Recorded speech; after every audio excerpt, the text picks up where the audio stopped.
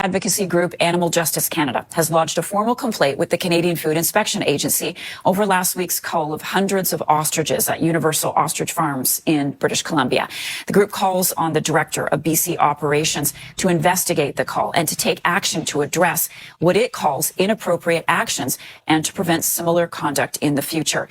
Animal Justice says the cull went ahead in spite of a plea to retest the birds to determine their current health status. They also say the method of the cull was contrary to the Federal Criminal Code and BC's Prevention of Cruelty to Animals Act. Joining me now to discuss is Camille Labchuk. She's the Executive Director of Animal Justice Canada. Good morning. Thank you so much for being with us this morning. So describe in more detail the complaint that Animal Justice is filing following the cull of those birds last week.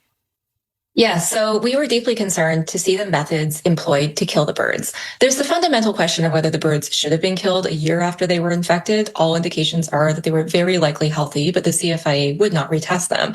And those actions were further compounded by the way that they killed the birds. So they rounded nearly 400 of the ostriches up into a hay bale pen, and they employed marksmen to shoot them. Now, this is inappropriate for a number of reasons. The CFIA's own manual says it's not a good idea to shoot birds, and this should only be a last resort. They point out that ostriches have very small heads. You can imagine marksmen trying to shoot such a hard, small target, especially when the birds would be terrified and running around and watching each other be shot to death, would be not an easy task and certainly not a humane one. There's indications that there were hundreds of shots and that the final round of shots wasn't heard until the next morning, which means some birds were likely alive overnight.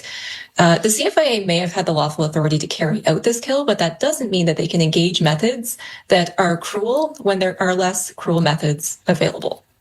So what alternative methods or actions do you think should have been taken instead? Well, these birds are individuals, and they at least had the right to be treated as individuals when the CFIA was killing them. So the CFIA's manual suggests that one thing to do would be to hood an ostrich to calm the bird down, move the ostrich to a location, and then first administer a sedative and then a lethal dose. And that is something the CFIA itself recommends doing one by one for the birds. Perhaps they didn't want to take the time to do that because there were so many of the birds, but that's no excuse when we're talking about the pain and suffering that these individual animals would have endured. I think that shooting them in front of one another is particularly cruel. And Marcia, in the case of the notorious BC sled dog massacre, I'm sure many viewers remember that, where a man was convicted of criminal animal cruelty for killing off sled dogs who were no longer useful after a business downturn. The fact that he killed them in front of each other was an aggravating feature in his criminal conviction and sentencing. And I would say the same applies here with the ostriches. It is simply cruel. Camille, have you heard anything back from the CFIA yet? We haven't heard anything back from the CFIA.